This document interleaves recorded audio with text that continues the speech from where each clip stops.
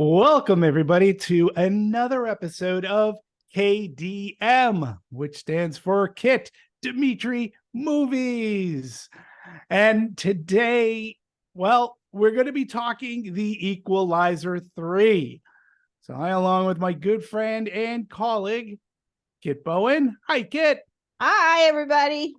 And my How good are you? colleague, Demetri Panos. Say hello. Thank you. Thank you. And hello. Welcome back. It's been a while. Yes. But I am very excited to talk about this movie. We're at the end of the summer, and we're also at the end of what I have found to be a very enjoyable series of 3 movies. And this is, as they're saying, to be the end of the Equalizer series. So I believe we both saw it yesterday. And please do share. What did you think of this final installment of The Equalizer 3? Well, I had to kind of go back and not watch the first two again, but at least get my brain straight again about what it is. Refamiliarize yourself. Yeah, refamiliarize. Thank you. That is the word. And I liked all of them, and including this one. I mean, I guess I never did watch the original TV series, which I guess this is sort of loosely based on. Yes. With Edward Woodward. 1985.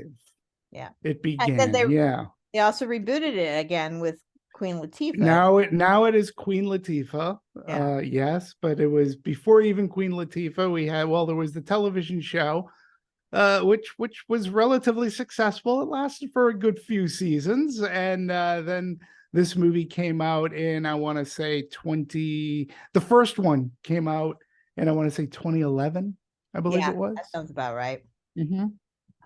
So yeah, I mean, these films are just they're violent, which is, okay with me. I'm never adverse to that kind of thing, but I guess there's just some sort of a sense of I guess we feel for the character Robert McCall. We feel for his sense of justice. Yes. And the people he goes up against, they deserve it, and we want him to take care of it. He always seems to champion the underdogs, obviously. Certainly if there's children involved, you can't do that. And that look he gets on his face too, Denzel. This one was interesting because, again, they don't shy away from the fact he's older. The opening sequence, we're not quite sure why it's happening. We kind of get the explanation later, but he's certainly still pretty much a one-man badass wrecking machine, executing machine, I should say.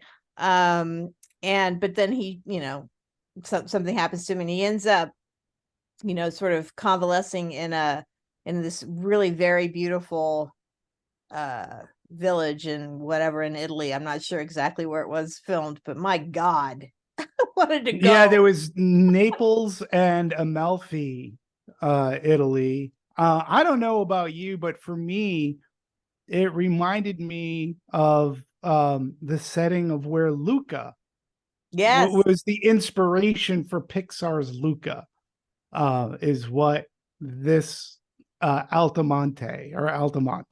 Right. I'm not sure if that's a real town, but it was set in Amalfi, I believe Amalfi, Italy. Gorgeous setting. Gorgeous. Just want to go there immediately. Yes. So he ends up kind of I love the idea that he ends up finally finding a place he felt like he belonged. And, of course, things start to happen and he has to go into his mode again. But one of my favorite lines in the movie is, he's talking to one of these thugs and they're like, you like to meddle in other people's business. He goes, I don't actually really want to, but you're making it very challenging, he says, for me. Yes. And you're like, everyone in the audience was like, man, you've just stepped in it. So sorry, dude. Yeah, I did. I enjoyed it. It was a great pace, great scenery. Antoine Fuqua, who is a longtime collaborator director with Denzel Washington. He directed Training Day. And he's actually a really good action director. I mean, he's had some hit or misses, but I find his direction, pretty fast paced and exciting. So yeah, I enjoyed it. I really did. Yeah, me too. I've enjoyed this series thus far. I really did like the first one, but I think this sequel, I like the second one to an Yeah. extent. Maybe not as much as the first one, but this one I can say is equally as good as the first, and I might like it even a little bit more. Um, you know, I enjoy, I should say, I'm gonna talk about the opening scene for a second because well, and I have to talk about like the original the first Equalizer movie. I do remember there were a lot of reviews who pointed out in that third act, which took place at the Home Depot type warehouse construction store, many compared that third act to like a Friday the 13th movie. And Hmm. I was like, nah, okay, because these movies are like violent. And I was like, okay, I guess with the exception that, these folks weren't smoking pot and having premarital sex. Um, and I guess what I like about these movies, and particularly this one, is the metering out of justice. And I think they work because we live in a world today where there's such injustice and there's no repercussion for the injustice. At least that's how it sometimes feels to Right. me. So when you have a guy who's there to champion the oppressed for those who can't do it themselves, and he takes it on as a project, Right. and he has his own certain set of skills, right? And I would have to say that this movie is probably the most violent of the three, but in the opening of the movie starts off with what is essentially a body count. Yeah.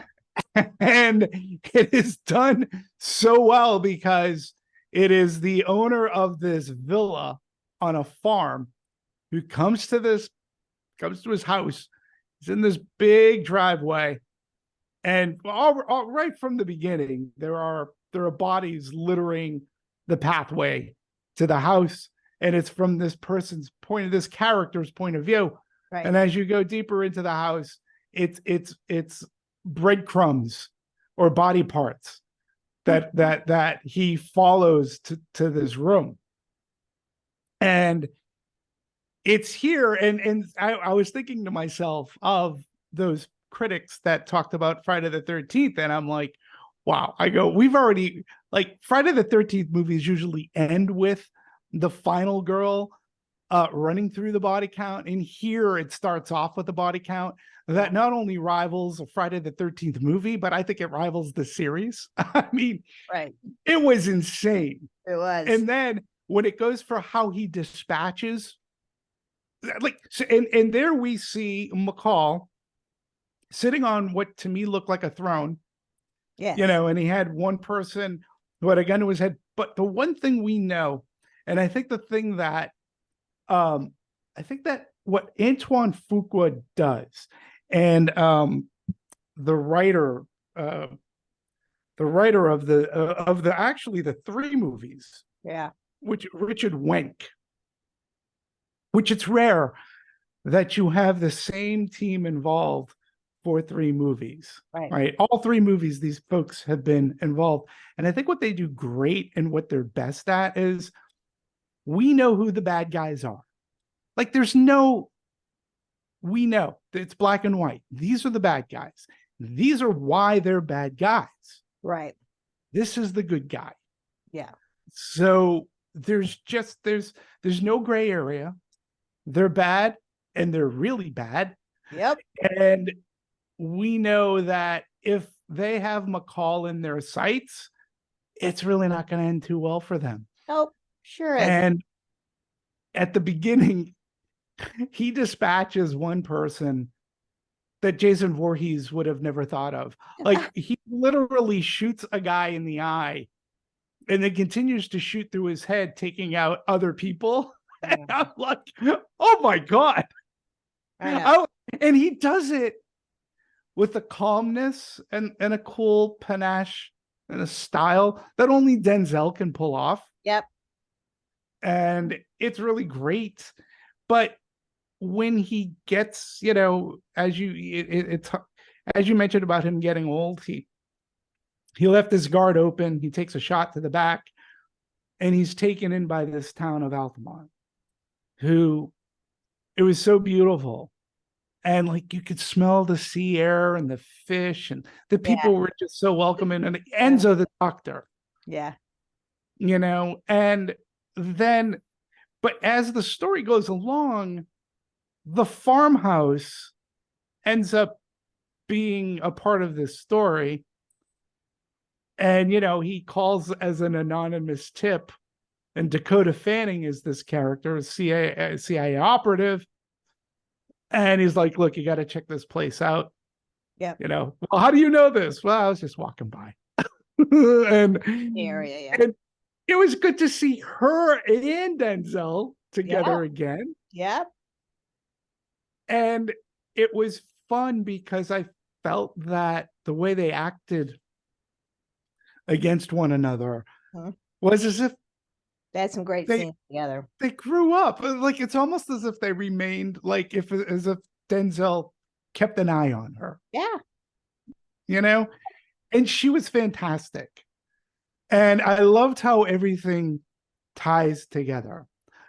Not going to give away the end, but everything ties together, and it ties together the three movies. Yep. Like, really well. So if this in fact is the last one, I have no reason to doubt it wouldn't be. I think that it does so in a very good way. Yeah, it really does give you a full I mean, if you have been watching these movies all along and you haven't kind of invested in it, it does give you a really nice ending, like a rounding out kind of thing. Yeah, I was actually, to be honest with you, I was a little surprised. I didn't see all of that coming together like that. I didn't put it together. So you didn't see? I kind of did. I didn't. But even though it happened, I was like, well, they're doing it in such a way that it of course it makes sense. Yeah. And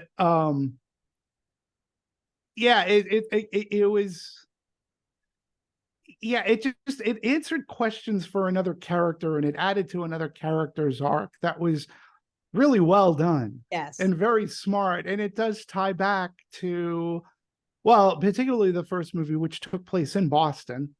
Right. And again, you had great villains. I mean, I can look at each of these movies and I have my favorite scenes in each film. But this one, to me, well, number one, the crowd loved it.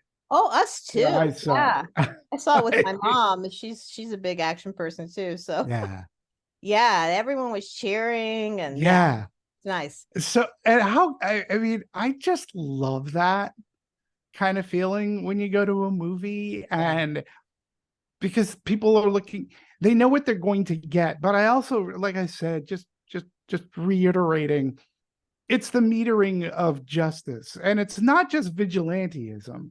There's a reason behind it. There's a cause. Yes, there's a cause. Like, these people, like, you know what? And he's like, I think I found my place and I'm at peace here. You guys are ruining it. Yes. And like, is that a threat? No, I'm preparing you. I'm preparing you. I'm preparing you. I mean, that whole scene was the best. I really enjoyed that scene because, this guy is like, who are you? Blah, blah, blah. Right. But I also love the relationships. You're ruining my vibe, bud. You're ruining my vibe.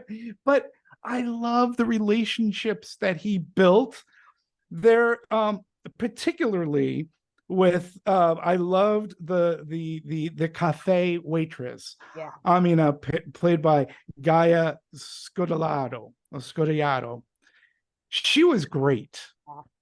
And upon first meeting McCall, where he asked for a tea, she comes back and gives him like a cappuccino. She's like, no.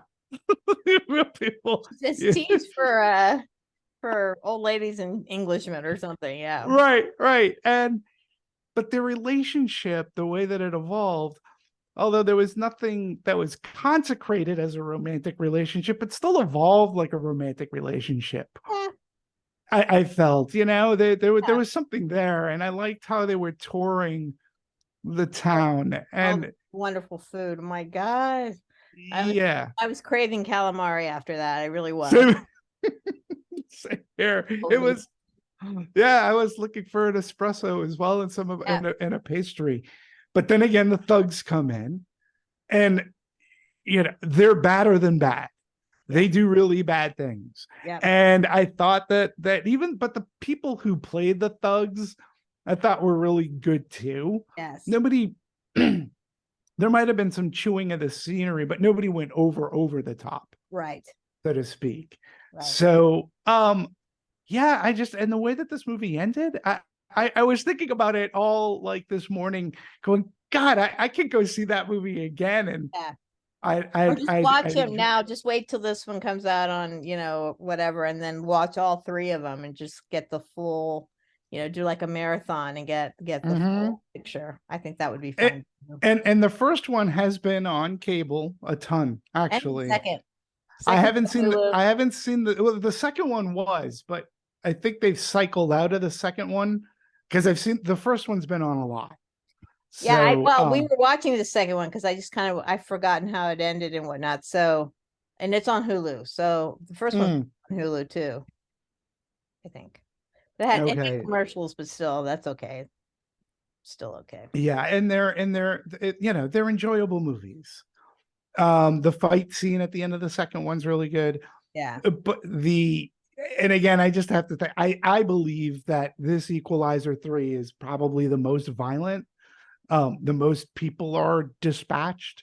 Yeah. And Fuqua does it in a way. Look, I don't take it as a celebration of violence, but I do celebrate it. I do celebrate the fact that it's something that I've yet to see that hasn't been done before. Oh yeah, there's some particular, I thought that was some clever, like the eye hole thing. That was like, oh my. I mean, I was like, wow. And I also appreciate Fuqua really does surround himself. So you have with talented people, Robert Richardson, who's the director of photography. He's worked with people like Quentin Tarantino and such, and he really made everything look wonderful. And it almost had a Coppola feel of like Godfather-esque. Yeah. Okay, calm down, folks. Don't have a heart attack. I'm not comparing Equalizer to The Godfather, but if you pay attention, you know how the Godfather movies looked, especially when they were in Italy and such. And there was a particular look that this Equalizer seemed to copy, not directly, but it captured the color and the feel, like you wanted to visit. Yeah. And also, I really don't think that the cinematographer had much of a challenge, when you're filming a beautiful place like that, and also, but there was also some elements to it too that I thought was funny, which is there's a lot of stairs. There's a lot of a lot of stairs. And poor Denzel, he's his character's kind of, convalescing, as we said, so he has to climb all these stairs. My mom turned to me and she goes, "I'm exhausted." That's hysterical. But when you couple the cinematography too, because you mentioned pace, right? Yeah. So I have my phone. So Conrad Buff the Fourth is the editor. So when you couple the look of the film, the way that the action has been choreographed and how it's edited, it's really done at a really good pace that's never like mind numbing. Like I never felt dizzy. It's not done in like that John Wick style. Yeah. And you know where you're at, and you can pretty much see as fast as things happen, it's done and cut in such a way that you see what's happening. Yeah. And yeah, it really it and you know what? God bless it. It was under 2 hours. Yeah, I know. And It you're was right. under The action, I didn't even really think about it that much, but the action isn't dizzying like some of these movies have been. There isn't a whole lot of hand-to-hand combat either, which is not what his style is, this guy, you know. He's all about using the weapons around him kind of thing. And so I appreciated that. You're right. You're right. I appreciated that. It wasn't like, and the action sequences didn't go on and on and on and on and on, you know. No. So, They didn't. but And some of that is okay. Like we were talking about Mission Impossibles, you know, they do have extended action scene, but those work for those movies, you know. But this and these one are a is different. not the same. Yeah, Robert McCall's not jumping out of planes. No. Or riding a motorcycle off cliffs. He's he's there, and again, I go back to the justice feeling, because again, I just think we're living in a world where we think that sometimes justice doesn't reach people that it probably should. Yeah. And it kind of feels good when you're in a movie theater. You're just in a world where you go, yeah, this feels good because good people are being helped, and so bad guys. Something. I always wasn't quite entirely sure, because you know, when we first meet Robert McCall, he's retired, so to speak. Well, he's considered dead. That was the very first one too. Okay. So was he kind of a black ops type of guy? Yeah, he was a government assassin. Okay. And the character was considered dead. Right. And that's brought up actually in the first movie. And it's really brought up in the second movie even more so. And this one, they don't seem to play off that theme as much. But yeah, he's thought to have been dead. Yeah. And that's what makes him kind of like a ghost. And he's just trying to, like in Boston, he's just trying to fit in. And he befriends Chloe Grace Moritz, who's a call girl involved with Russian mafia. And she and one of her friends, get beat up pretty badly.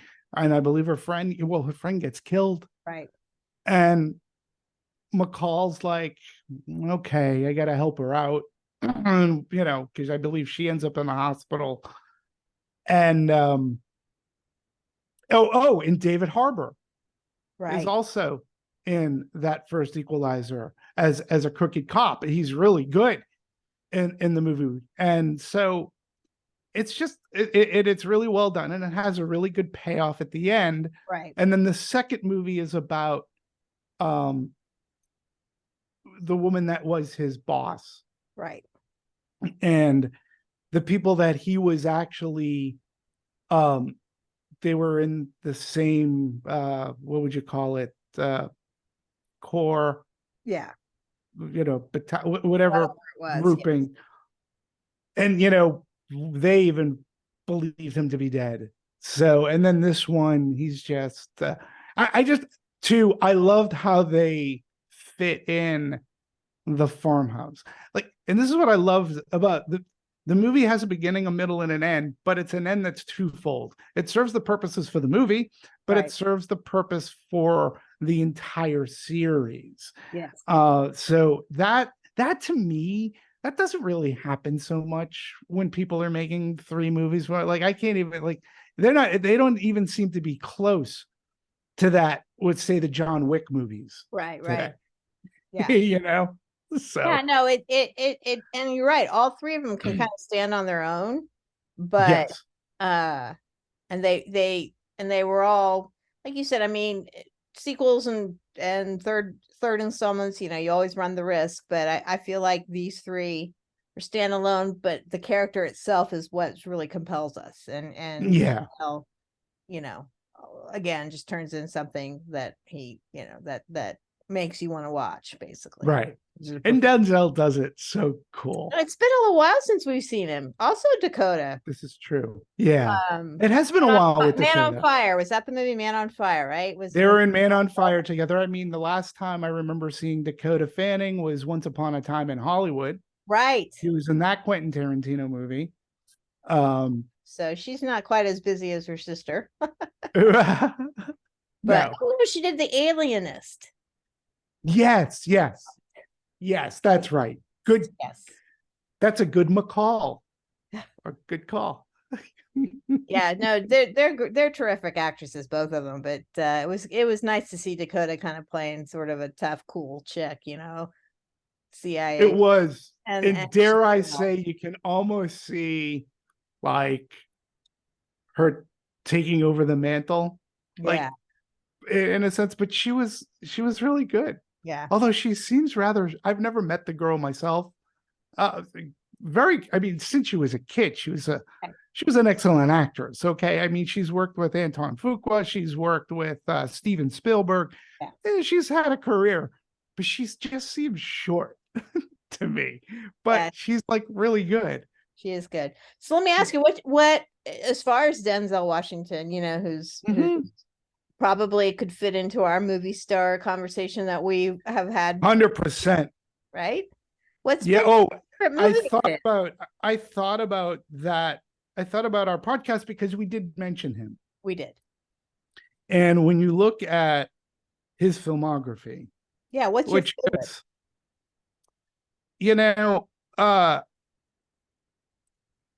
Look, I liked I'm just looking through his thing right now. I have to say, I'll be completely honest. I'm not absolutely a huge fan of his. I mean, I have appreciated and liked many of his movies, but he's not one that he's not a movie star that I gravitate towards. Not like Cruise or someone that I actually want to see their movies just because they, I don't know, there's something about Tom Cruise, but certainly when he came on the scene, was it Glory? Was that his first one? Glory was the one that I'm looking through his filmography. Glory was the one that put him in the spotlight. Yeah. But he was That's a hard movie to watch, man. That's not one I can watch very often because it's so sad. But he is amazing in that. He's fantastic, and I remember him in The Mighty Quinn. He was in a movie with Bob Hoskins called Heart Condition, which was a silly comedy, but it works. Of course, Mo Better Remember Blues. the Titans. I think a lot of people love that movie. Yep. Let's go through. He teamed up with Spike Lee, and so he did a few of those. Again, not my most favorites, but he there's a symmetry between the two of them for sure. But I think probably if I'm going to pick a favorite movie, I think actually Training Day, which won him his best actor, because at that point, he was kind of like a Jimmy Stewart in a sense that you never, or someone you'd never think could be bad, right? No, it couldn't be evil at all, right? So and he was, performance in Training Day it blew me away. Yeah, I mean, I'm going far back. He was in another movie called Carbon Copy with George Siegel. A Soldier's Story. He got noticed and recognized in that. Yeah. Power. Cry Freedom was another movie. Oh, right. That he was in. Of course, he was also in Saint Elsewhere.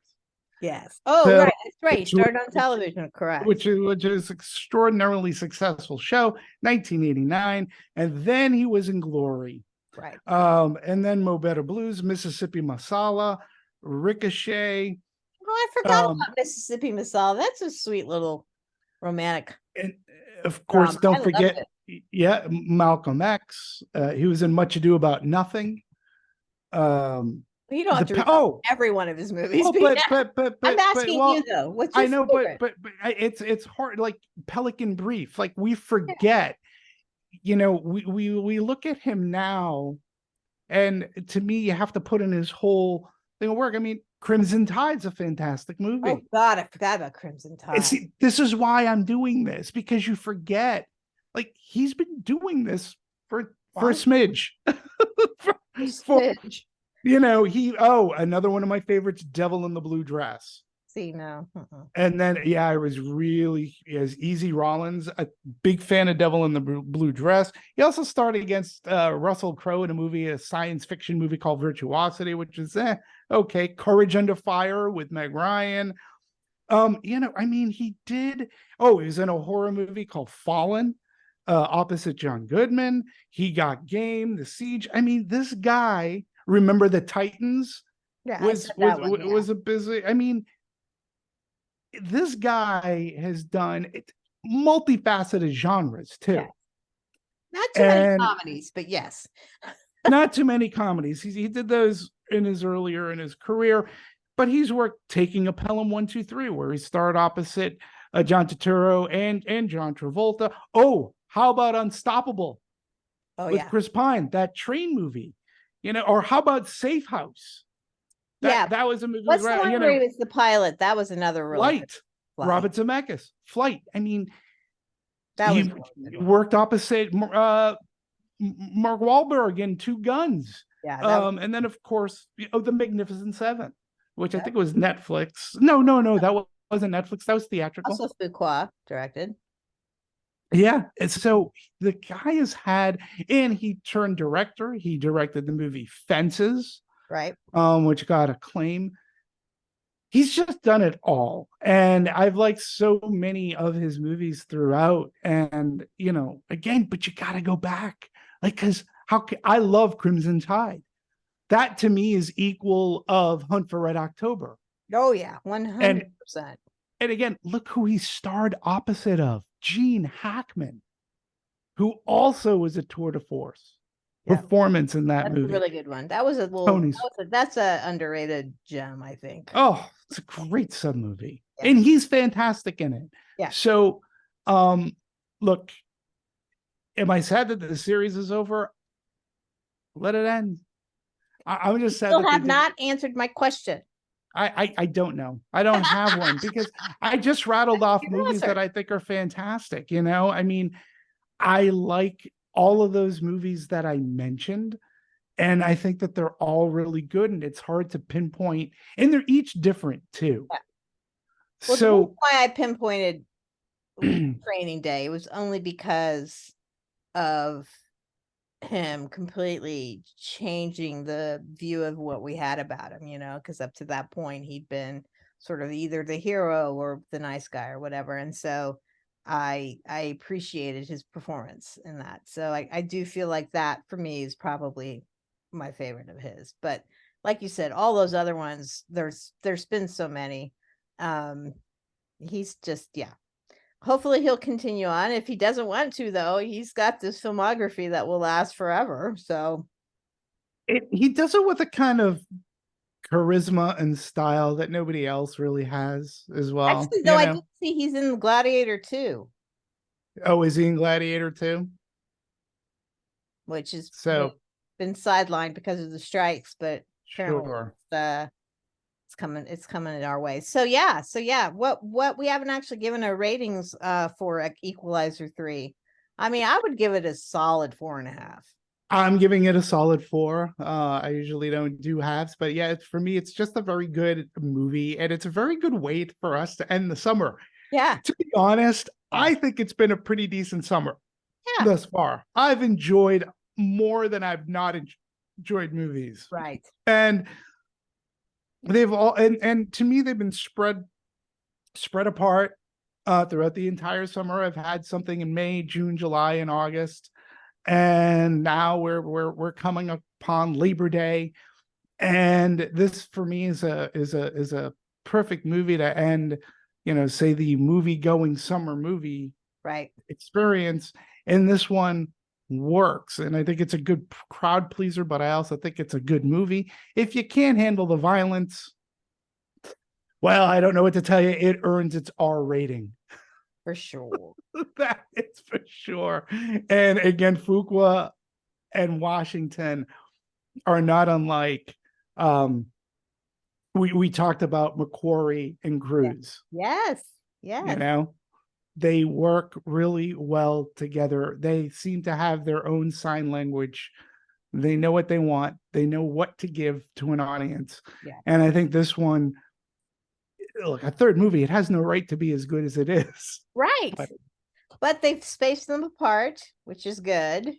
You know, yeah, they weren't all back to back to back. And no.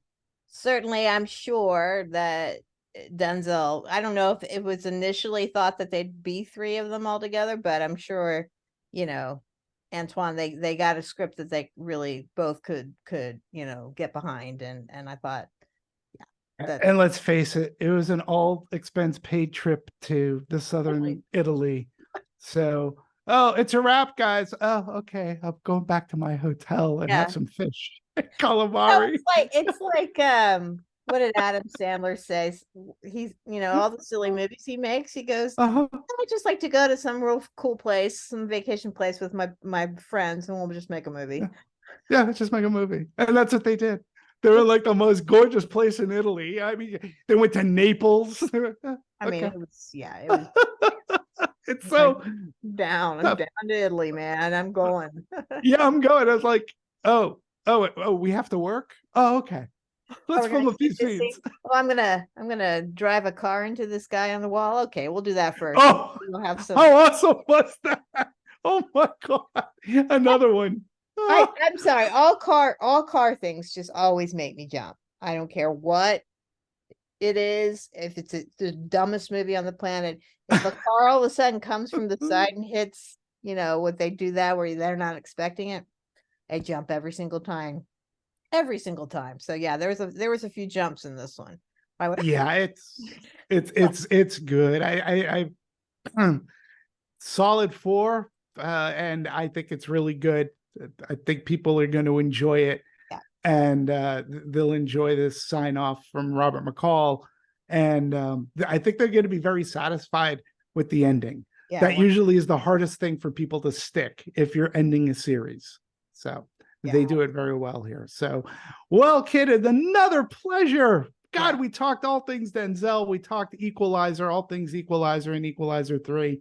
Thank you. I can't wait to do our next movie. Yep. Have a wonderful. And also, we might do another one-off as talking about some of the summer movies we thought were good and some of that we thought missed. So we'll do the podcast as well. Great. Can't wait. All Thanks, right. everybody. Bye, everyone. Bye. Take care. Bye.